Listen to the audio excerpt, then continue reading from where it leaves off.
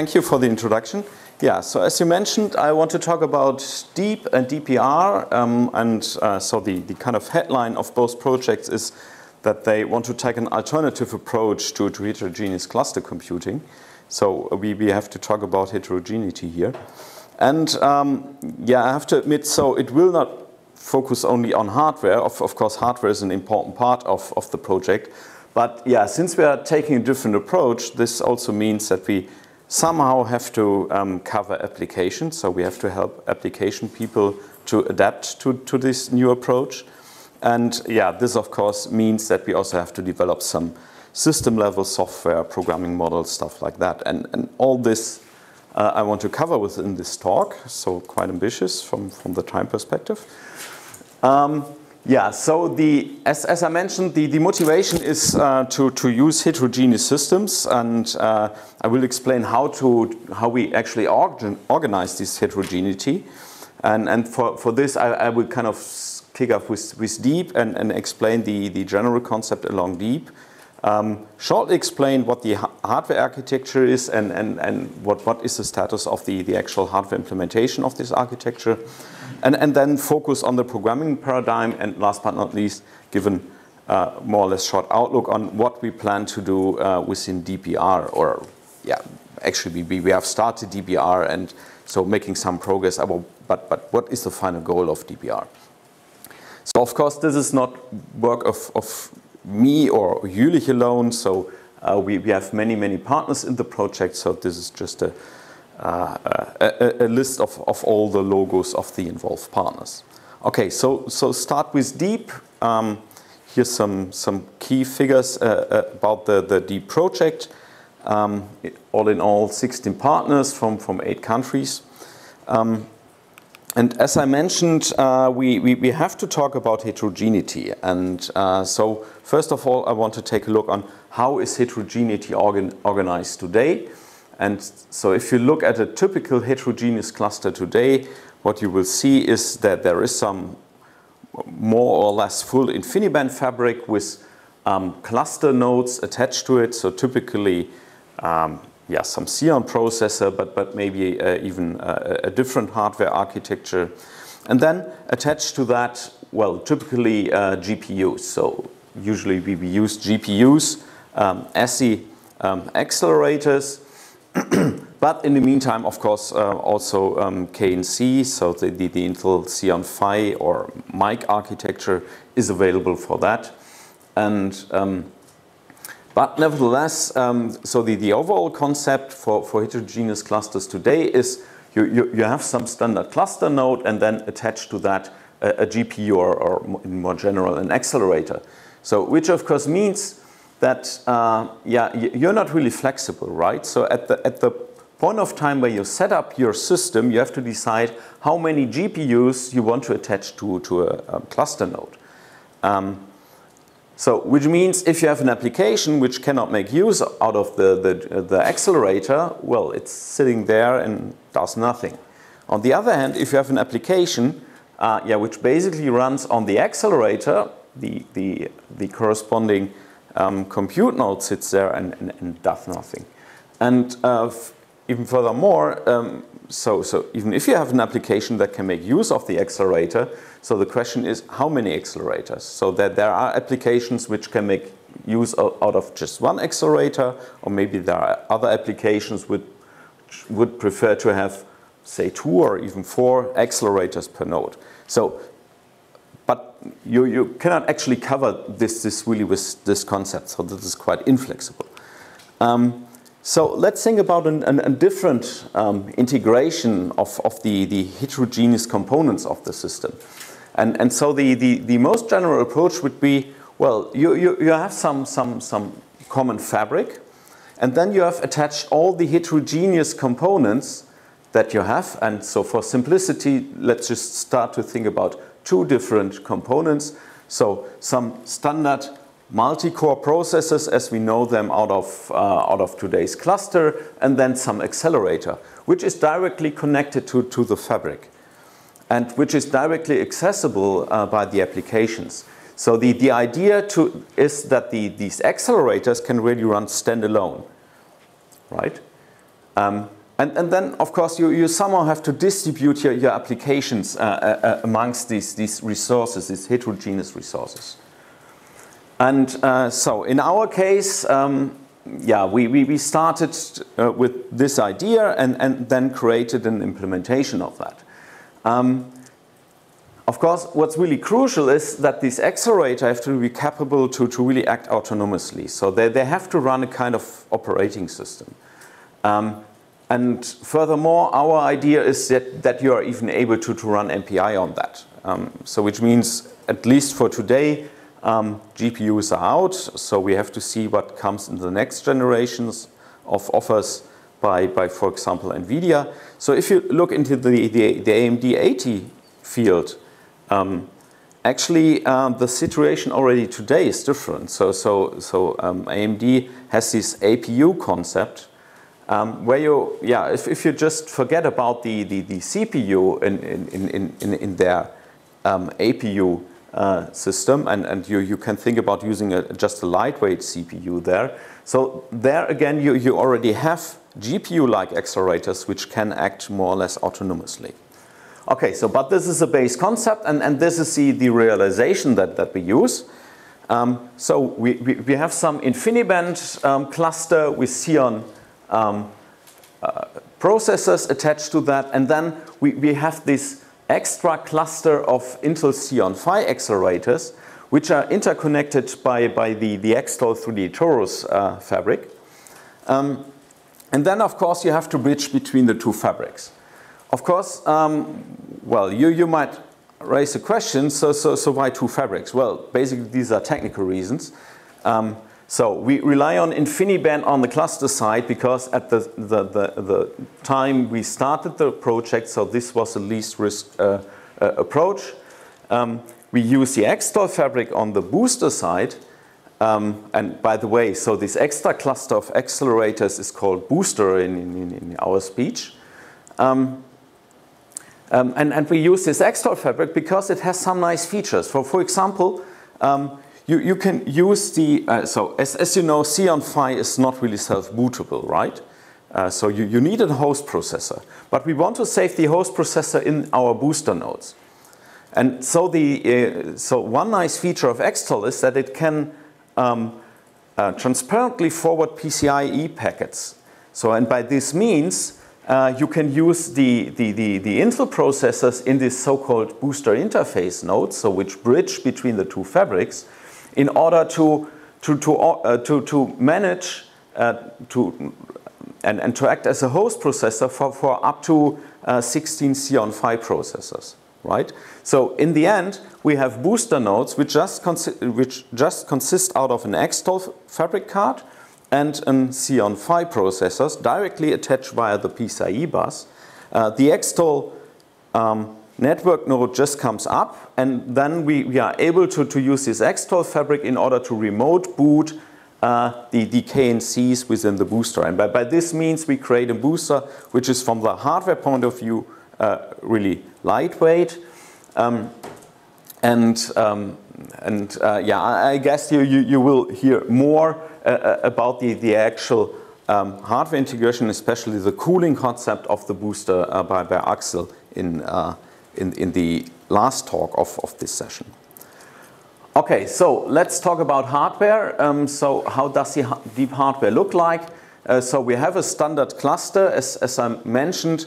So we use standard hardware there. So the hardware we have chosen is by the partner Eurotech. So it's the Aurora integration of standard Xeon processors with InfiniBand HCAs. So this is standard, nothing to develop there. So then, of course, for the other part of the system, we had to develop some stuff. So one part we had to develop are the actual booster nodes, and so this is a picture of the booster node card, which actually consists out of two booster nodes. So you see two Intel Xeon Phi processors here, and then here this is the Extol implementation used within this booster node cards. Basically, you see two FPGAs which implement the Extol fabric, and then this is plugged into a backplane which creates a 3D torus topology used by Exascale.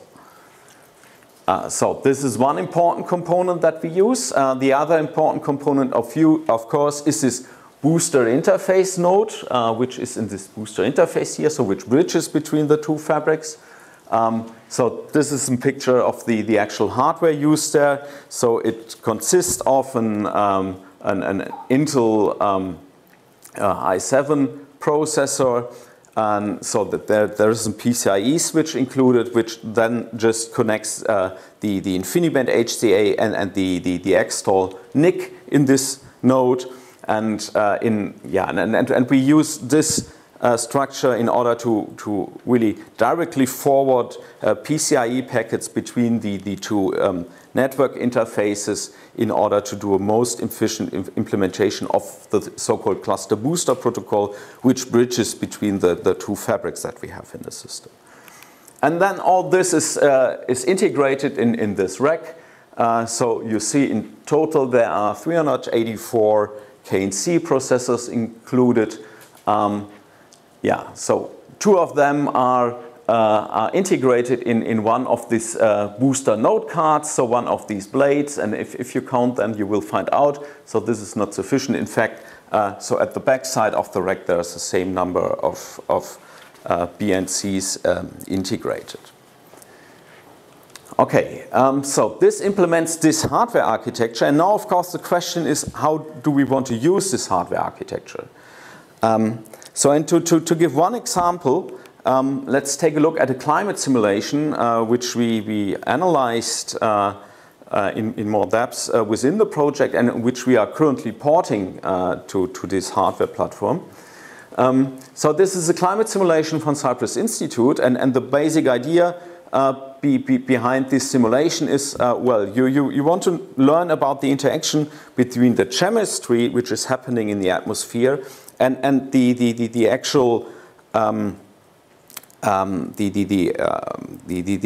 actual observations you do in the atmosphere, right? So basically you couple two different models. So one model is a kind of standard weather or climate model, and the other model that you have is some chemistry that's happening in the atmosphere.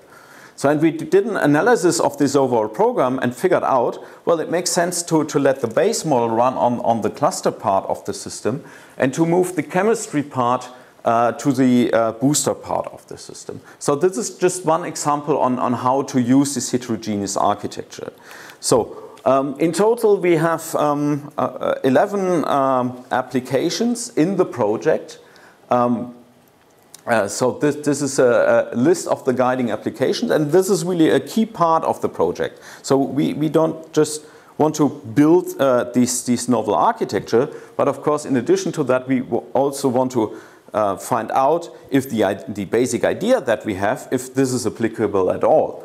So, and for this we want to look at real application and want to learn and find out if these applications can benefit from this architecture. So, what we learned in the meantime is that some applications can benefit, other applications will not be able to benefit. Nevertheless, so they can benefit in the sense that they might fit more to the cluster side or more to the booster side of the system. And in an overall organization of the system, of course, by running different applications at the same time, which has different requirements from the underlying hardware, we can still improve the overall utilization of the system by the correct mix of applications. So, as I mentioned, so we found ways in order to distribute the applications, but then of course the question is, how do you actually bring these applications to this platform? And for this we have to implement a quite complex software architecture, so which consists of many components, and I want to take a short glimpse into a few of them. So one of course is the OMS compiler that we are using actually at two places. So one place is a standard place, which is very low level. So in order to do this task level parallelization that BSC implemented within this OMS structure. And to the other place we will use OMS, I will come to that later. But first of all, let's have a look on how to actually distribute your applications amongst the system. So, and in fact, what we are using is a global MPI.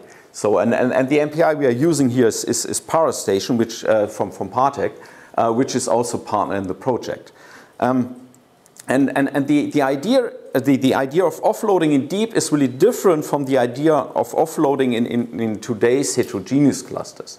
So in today's heterogeneous clusters, you offload small parts of your application. So just local work is offloaded to the local accelerator. In deep, we have we can take a more global approach since we have a cluster of accelerators. And the basic idea is you have an application where the main part runs on the cluster system, and then you have identified some highly scalable parts that can be offloaded to the booster. And the offloading is done in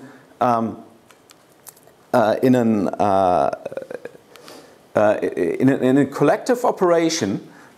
So this collection of MPI processes running here start a new collection of MPI processes running on many of these booster nodes, and these processes are able to talk to each other, right? So you have a new MPI application running here.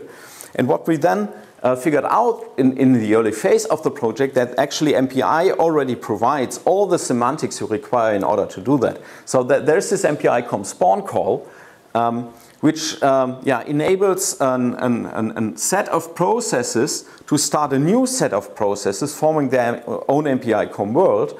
And then you have a so-called intercommunicator, which enables the processes to talk to each other. So in the end, what the application developer sees is, well, first of all, two MPIs. So one MPI using the InfiniBand on the cluster side, one MPI using the Xstall on the booster side. And then you connect those MPIs by these MPI spawn, and you need this cluster booster protocol in order to bridge between the two fabrics. And in the end, you really have one global MPI which can be used by the application developers. So now application developers have to identify the parts that they want to offload, and then they have to include the corresponding MPI spawn and calls and the MPI send receive calls in order to send data back and forth.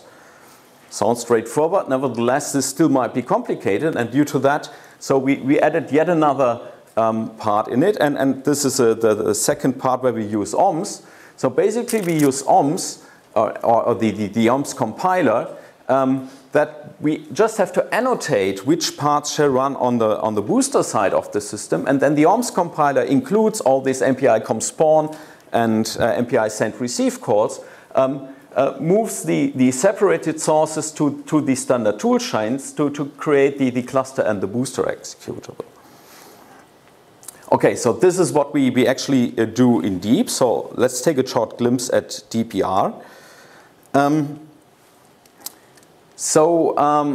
Starting from deep and moving forward 3 years in time, of course, it makes sense to just update the hardware architecture that we are using.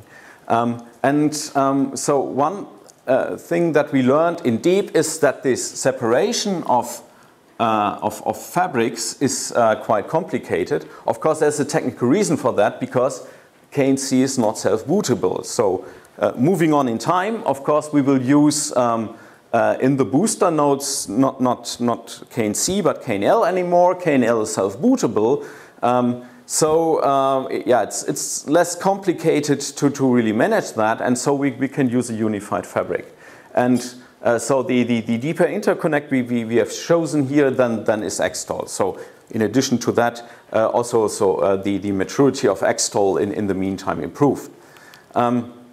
So taking a look at the booster nodes, as I mentioned, so we will move to KNL, and we include some, in order to do other experiments, some non-volatile memory stuff there, which we want to explore on how to use that. Cluster nodes are basically the same, so the only thing that changed is that we replace the InfiniBand HCA by an Xstall NIC. And then last but not least, here are these NUM components. So what is a NUM? A num basically is just an external NIC directly connected to some memory. So we really attach memory directly to the network. And so this is network attached memory. And within the project, we want to figure out what this, how we can benefit from that. So then the two most important parts of the project are, on the one hand side, that we want to explore how we can do I/O in these heterogeneous systems, and how to progress I/O to the exascale in general. So the overall concept we are using here is that we use the BGFS file system, and then we want to explore how different approaches to really improve I/O can be used by the applications that we explore in DPR. And so we have three different approaches in order to improve this I/O concept. So some parts are directly implemented within the BGFS file system. So we look at CyonLib, which is a development from Jülich, and we look at Exascale 10, so the E10 efforts that come originally out of EOFS. In order to see how these different approaches let the applications benefit, and what is the effort in order to use this approach. On the other hand, we want to look into resiliency, and again we have two different approaches here. So one is the more or less standard way, application-based checkpoint restart, which we want to even extend to some multi-level checkpointing restart, and at this point we want to explore how this can benefit from on-node non-volatile memory, or from these network attached memory that we are using. On the other hand, we use resiliency improved OMS, and so what is the basic idea here?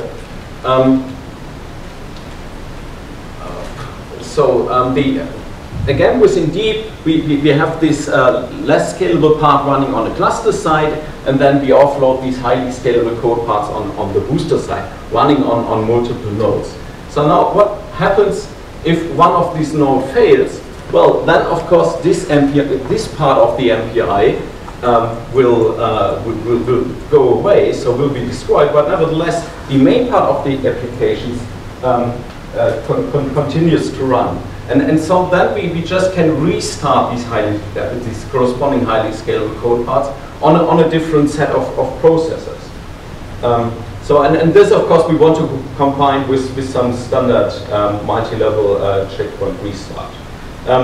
Furthermore, as I mentioned, we want to look into scalable IOs.